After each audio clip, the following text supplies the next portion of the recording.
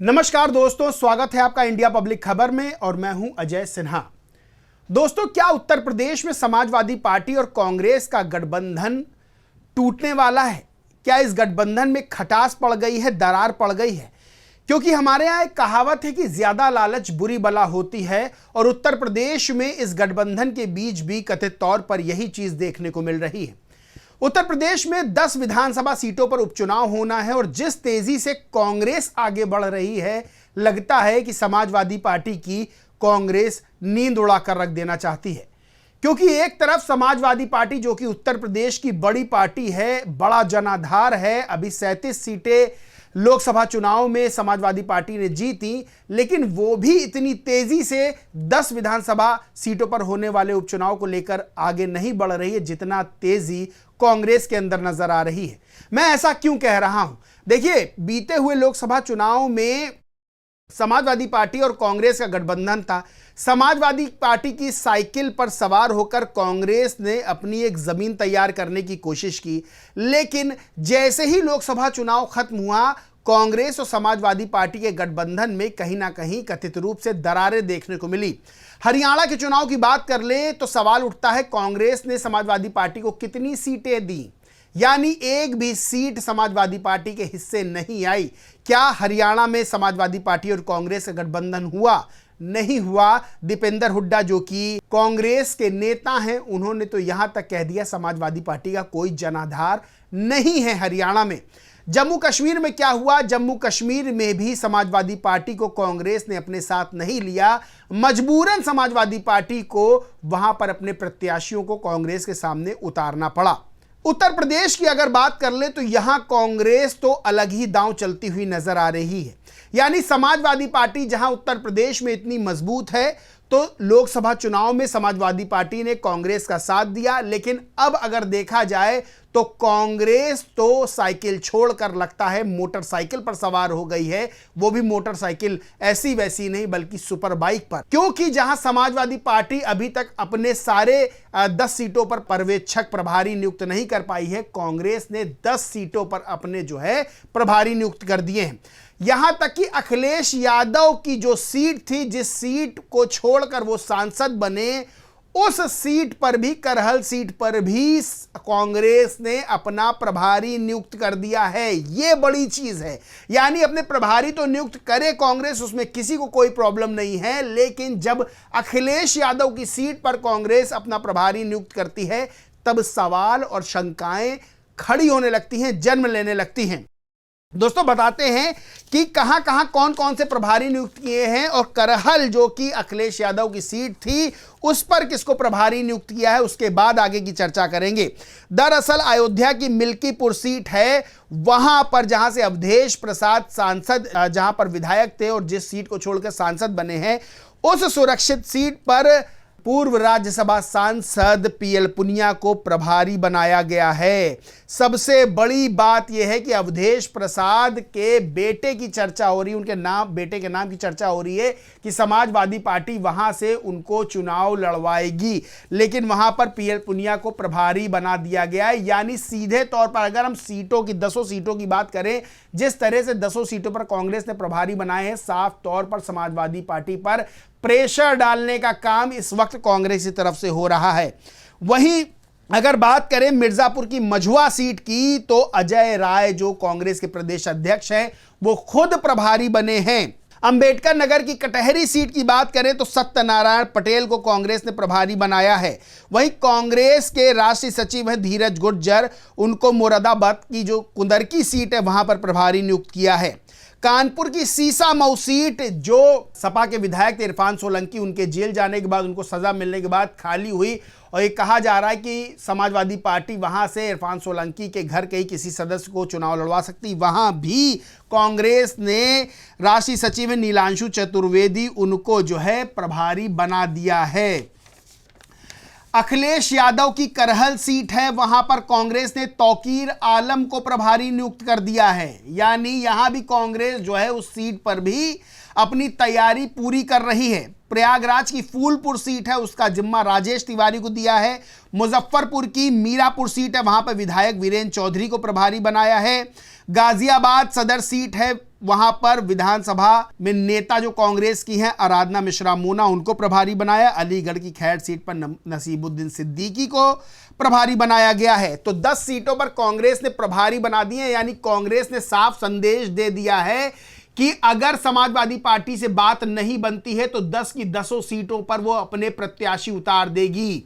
देखिए यहां पर खेल क्या चल रहा है, यहां पर खेल चल रहा है एक्शन और रिएक्शन का। यानी उत्तर प्रदेश में लोकसभा चुनाव के दौरान दोनों पार्टियां मिलकर चुनाव लड़ी। 37 सीटें सपा ने जीती, 6 सीटें कांग्रेस ने जीती।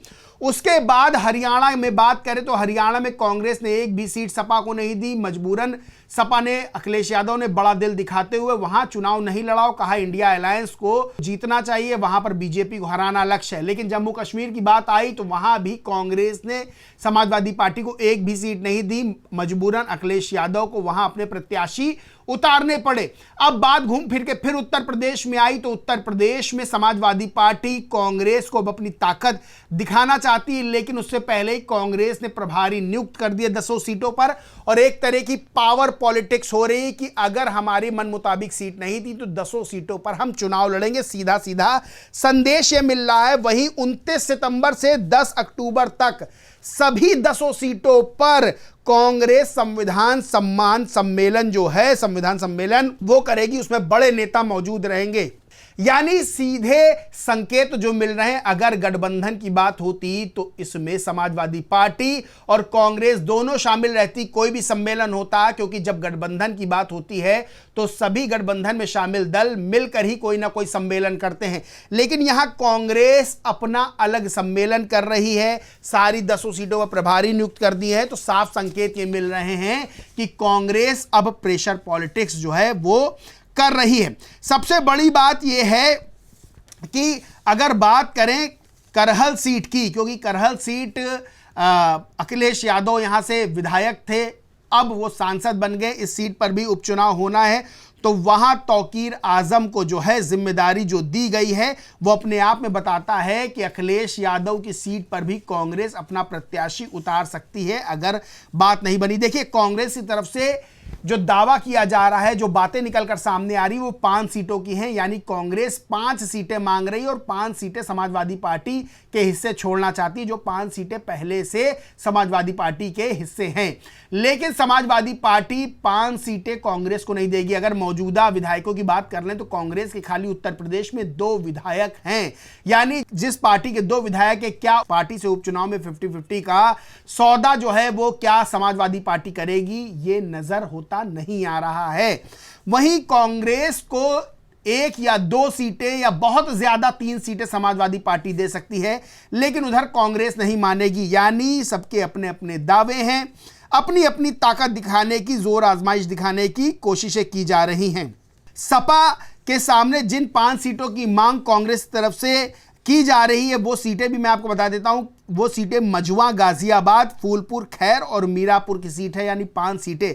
अब सोचिए जिसके मौजूदा 2 विधायक विधानसभा में है, क्या 10 सीटों का उपचुनाव होना, उसमें से 5 सीटें उस पार्टी को दे दी जाए जिसके मौजूदा समय में 2 विधायक हैं, ये होता हुआ नजर नहीं आ रहा है।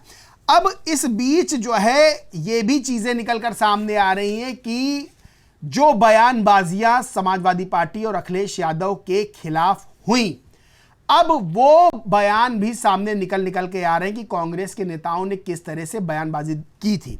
दरअसल मध्य प्रदेश में जब विधानसभा चुनाव हुआ था उस दौरान कमलनाथ ने अखिलेश यादव को कि अरे छोड़ो कौन अखिलेश व अखिलेश करके जो बयान दिया था, उस बयान को लेकर भी समाजवादी पार्टी और अखिलेश यादव में काफी नाराजगी देखने को मिली थी। और जहां मध्य प्रदेश में कांग्रेस जीत का दंभ भर रही थी, वहां पर बुरी तरह से हार का सामना बीजेपी के आगे कांग्रेस को करना पड़ा था। हरियाणा में भी दीपेंद्र हुड्डा ने कहा कि समाजवादी पार्टी का कोई जनाधार नहीं है और जीत का दावा जो है वो कांग्रेस कर रही है। रिजल्ट आने पर पता चलेगा कितनी बड़ी जीत मिलती है या फिर जीत नहीं मिलती है, हार का सामना करना पड़ता है। लेकिन समाजवादी पार्टी को कांग्रेस ने वहां किनारे कर दिया। अब सबसे बड़ी बात यह है कि जब कमलनाथ ने बयान दिया था अखिलेश यादव के ऊपर, उसके बाद जो है सपा के प्रवक्ता मनोज यादव ने भी पलटवार किया था और 3 दिसंबर 2023 की आज तक की न्यूज है, जिसमें लिखा हुआ है कि सपा प्रवक्ता मनोज यादव ने कहा, मध्य प्रदेश में कमलनाथ ने राष्ट्रीय अध्यक्ष जी यानी अखिलेश यादव के प्रति जो अपमानजनक शब्द बोला था, उनका अहंकार सर चढ़कर बोल रहा था। वहीं 20 अक्टूबर 2023 की एक आज तक की खबर है, उसमें साफ तौर पर अजय राय ने ऐसी बात कही थी अखिलेश यादव के खिलाफ, जो कि किसी भी समाजवादी पार्टी के समर्थक को अच्छी नहीं लगेगी। दरअसल यूपी कांग्रेस अध्यक्ष अजय राय ने कहा था कि अब यूपी में इंडिया गठबंधन टूटेगा या रहेगा, ये अखिलेश जी को तय करना है। वहीं अखिलेश यादव के चिरकुट नेता वाले बयान पर अजय राय ने कहा कि जो व्यक्ति अपने पिता का सम्मान नहीं कर सका, वो हम जैसे लोगों का क्या सम्मान करेगा। दरअसल उस बीच जो है लोकसभा चुनाव से पहले बहुत बयानबाजियां भी एक दूसरे के खिलाफ हो रही थी। अखिलेश यादव काफी नाराज कांग्रेस पर नजर आ रहे थे।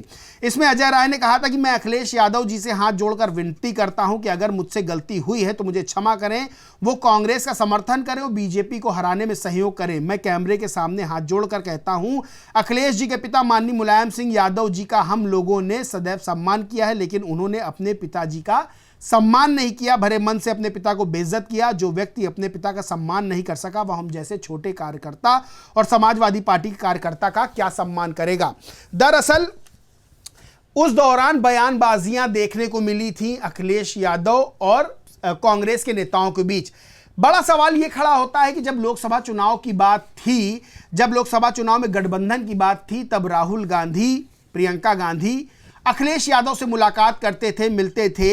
लेकिन जब विधानसभा की बात हुई, विधानसभा चुनाव की बात हुई उत्तर प्रदेश के इतर यानी उत्तर प्रदेश के अलावा अन्य राज्यों में, तब वहां क्या अखिलेश यादव से कोई बात की गई? अखिलेश यादव गठबंधन में शामिल क्यों नहीं किया गया? क्यों कांग्रेस के नेता ये कह रहे हैं कि अखिलेश यादव का कोई जनाधार नहीं है? क्यों नहीं जम्मू कश्मीर में शामिल किया? ये तमाम तरह के सवाल भी खड़े होते हैं और सवाल ये भी खड़े होते हैं कि क्या उत्तर प्रदेश में कांग्रेस समाजवादी पार्टी का फायदा उठाना चाहती है? क्योंकि उत्तर प्रदेश के बाहर गठबंधन में शामिल ना करना और उत्तर प्रदेश में गठबंधन के साथ चुनाव लड़ना, यह सवाल खड़े करता है। वहीं लोकसभा चुनाव के दौरान जिस तरह से अखिलेश यादव के साथ मिलकर चुनाव लड़ा गया और अब उपचुनाव की बात कर लें जो 10 सीटों पर होने वाले हैं, उसमें जो है जिस तरह से 10 सीटों पर अपने प्रभारी कांग्रेस ने नियुक्त कर दिए, 10 सीटों पर तैयारी कर दी और अंदर खाने से खबरें भी निकल कर आ रही हैं कि अगर बात नहीं बनी तो कांग्रेस 10 सीटों पर अपने प्रत्याशी को चुनाव लड़वा सकती है। इसकी तैयारी भी कांग्रेस कर रही है। तो आने वाले समय में क्या समाजवादी पार्टी और कांग्रेस का गठबंधन टूटेगा उत्तर प्रदेश में? क्योंकि समाजवादी पार्टी भी ये बात जानती है कि कांग्रेस का रवैया उत्तर प्रदेश के बाहर समाजवादी पार्टी के साथ, अखिलेश यादव के साथ क्या रहा है। यानी गठबंधन करना उत्तर प्रदेश में लोकसभा चुनाव के दौरान तो राहुल गांधी, प्रियंका गांधी अखिलेश यादव से मुलाकात करते हैं, लेकिन जब विधानसभा चुनाव की बात आती है दूसरे राज्यों में, तब कांग्रेस के नेता समाजवादी पार्टी के खिलाफ बयानबाजी करते हैं, कहते हैं उनका कोई जनाधार नहीं है। वहीं अब जो है 10 सीटों पर प्रभारी नियुक्त किए जाते हैं। ये साफ तौर पर बताता है कि उत्तर प्रदेश में Congress power politics Samajwadi party के खिलाफ कर रही है। सवाल और भी क्यों खड़े होते हैं? सवाल और भी इसलिए खड़े होते हैं कि जो खबरें भी निकल कर सामने आ रही हैं वो भी जो है बता रही हैं कि इस गठबंधन में कुछ ठीक नहीं चल रहा है। अमर उजाला की खबर है जिसमें लिखा है, कांग्रेस ने उपचुनाव के लिए कसी कमर, प्रभारियों पर्यवेक्षक नियुक्त, क्या सपा से नहीं बन रही बात? दैनिक भास्कर की खबर है कि उपचुनाव में सपा कांग्रेस में कहां फंसी बात? जम्मू कश्मीर में सपा ने कांग्रेस के खिलाफ उतारे कैंडिडेट। TV9 भारतवर्ष की खबर है कि यूपी उपचुनाव 10 सीटों पर प्रभारी, कांग्रेस की फील्डिंग ने कैसे बढ़ाई अखिलेश यादव की टेंशन। बहरहाल जिस तरह से कांग्रेस साइकिल छोड़कर मोटरसाइकिल पर सवार है, उससे तो यही पता चलता है कि कांग्रेस समाजवादी पार्टी के खिलाफ प्रेशर पॉलिटिक्स कर रही है, सीटों पर अपनी बात मनवाना चाहती है। लेकिन यह उत्तर प्रदेश है, हरियाणा और जम्मू कश्मीर नहीं, जहां पर समाजवादी पार्टी दबाव में आ जाएगी, क्योंकि अखिलेश यादव को भी यह बात पता है कि समाजवादी पार्टी की हैसियत उत्तर प्रदेश में क्या है। बड़ी पार्टी है और कांग्रेस के हिसाब से बहुत बड़ी पार्टी है। कांग्रेस का कद अभी समाजवादी पार्टी के सामने उतना बड़ा नहीं है कि समाजवादी पार्टी को विधानसभा उपचुनाव में या विधानसभा चुनावों में वो समाजवादी पार्टी पे दबाव बना सके, क्योंकि लोकसभा चुनाव की अगर बात कर लें तो उस वक्त माहौल कुछ होता है, मुद्दे कुछ और होते हैं, लेकिन जब विधानसभा चुनाव की बात होती है, विधानसभा उपचुनाव की बात होती है, तब मुद्दे कुछ और हो जाते हैं। क्षेत्रीय पार्टियों का अपना दबदबा होता है और कांग्रेस जो उत्तर प्रदेश में अभी अपनी राजनीतिक जमीन तलाश रही है, इंडिया गठबंधन में उसे भले ही 6 सीटें मिल गई हों, लेकिन अगर जनाधार की बात की जाए तो उसका जनाधार समाजवादी पार्टी के सामने बहुत कम है और कांग्रेस अपना जनाधार मजबूत करने की, फिर से बनाने की कोशिश कर रही है। लेकिन जिस स्थिति में कांग्रेस है वो आने वाले समय में समाजवादी पार्टी पे कितना असर डाल पाएगी, कितना प्रेशर डाल पाएगी, ये तो समय बताएगा। लेकिन हाल फिलहाल हरियाणा और जम्मू कश्मीर में जिस तरह से समाजवादी पार्टी और कांग्रेस का जो तालमेल रहा है, कांग्रेस का जो रवैया समाजवादी पार्टी के साथ रहा है, उत्तर प्रदेश में उसका रिजल्ट यानी उसका नतीजा भी देखने को मिल सकता है। वहीं इस पूरे मामले पर आपका क्या मानना है, क्या कहना है, कमेंट करके जरूर बताएं। वीडियो अच्छा लगा हो तो लाइक करें, खूब शेयर करें और चैनल को सब्सक्राइब नहीं किया तो सब्सक्राइब करके बेल आइकन जरूर दबा लें। धन्यवाद।